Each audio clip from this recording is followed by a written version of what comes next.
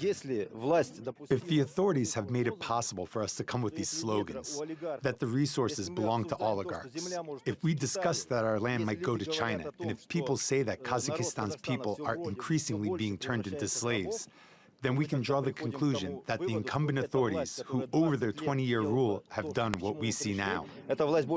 Kazakhstan's president has been in power since 1991, and Nursultan Nazarbayev likely sees himself as somewhat of a popular leader. And why wouldn't he? At the last election, he won more than 97% of the vote.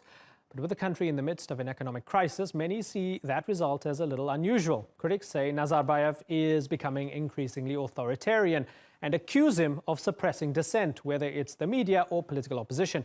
But at the start of the year, he surprised many by promising reforms, including devolving some of his power to the parliament. So, has there been much progress? Well, my guest today is the country's former Prime Minister, Kazakhstan. He now heads the opposition Republican People's Party of Kazakhstan, but lives in exile. He joins us now from Berlin. Sir, thank you very much for joining us here on the Newsmakers. Has President Nursultan Nazarbayev done a good job? I don't believe so, because it's not first time he promising people to change the life and to bring something to make people equally approaching something from national health and develop family and the future of their kids. And he's many times last 10 years promising Kazakh nations to challenge all this new problem with lawfully and to share the power with Kazakh nation, but never delivered that. It's same thing happened with what he have done beginning of 2017. Today is almost end of 2017. We have seen any good evidence to clear that we approach something good. Okay, and understandably, because you ran against him almost 2 decades ago, and that led to you going into exile. Maybe, you know, there's a personal gripe here, right? But why don't you give him a chance? He's saying he's devolving his power into 3 branches of government. Maybe give him, I don't know, 18 months and see whether it is true reform. Isn't that fair? From beginning, I was not brutally challenged his power ever since I left my country. I've always been open to discuss and open for dialogue. And we've been promising a lot of good stuff for administration to take right way is our understanding for our nations. And also I was welcome last year his offer to power sharing idea. But in fact, the power is not sharing. All the power concentrated under one hand. That's the biggest problem of my country right now. Okay. And is there maybe a silver lining in foreign policy, given that Kazakhstan is trying to position itself as a country that is at the forefront of nuclear non-proliferation? It's hosting the Astana talks. Would you be willing to concede that on the foreign policy front, it's finding itself as a middleman and a peacemaker between Russia and the West and everybody in between? Isn't that encouraging? Oh, probably yes, because he's always trying to find the route for a red carpet and to be in the center of any global focus.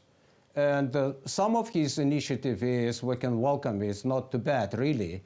But problem of my nation is to save independence, to develop our economy, to make life is much better, and to be ready to any sort of challenge we can face, including unrestful Central Asia in the south, and being exactly between 2 big power, Russia and China. It's not big, it's not easy task for him. We understand that, but the #1 issue is domestically to make people loyal, not by the taking more and more power, and by the right route.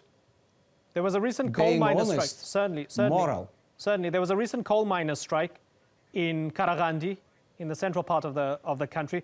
Now, what's interesting is that the opposition nationwide Social Democratic Party, the OSDP, brought itself at the forefront. It was noisy. It was covered in state media.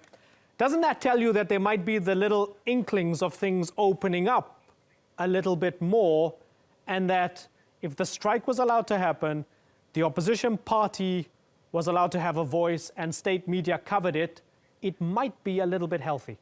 The number one issue is it's not first strike, it's come out to public eye, so and taking attention. If you remember, bloodshed of end of 2011, which finished the 6-month strike, oil field workers against their ownership. And this is very sad picture, but strike itself is not a surprise. Any democracy can face strike by pilots, strike by railway workers, etc. The problem is people hopeless that they not believe the local government, and that why they appeal to president. But my understanding is not the issue for him. If the law is working in my country, if there is agreement between owners and trade union and the workers, it can be resolved without any involvement from high power. And it's not the opposition organization. They're not reluctant to be in this process. The problem is they banned from central TV, they banned from central radio. It's very hard for them to work with people. There is no dialogue with opposition figures at all. What would make you go back and give up on being in exile? What would make you go home? I'm ready to go home yesterday, and I have a lot of interesting idea. And Mr. Nazarbayev knows the part of my idea, what to do with stolen money, how to develop our economy, how to diversify economy and develop infrastructure, keep the people happy and busy, and help the neighbor country to develop their own economy, because the Kazakhstan has good approach to be middle of this process. He knows that, I know that, and I hope that one day we can approach this idea.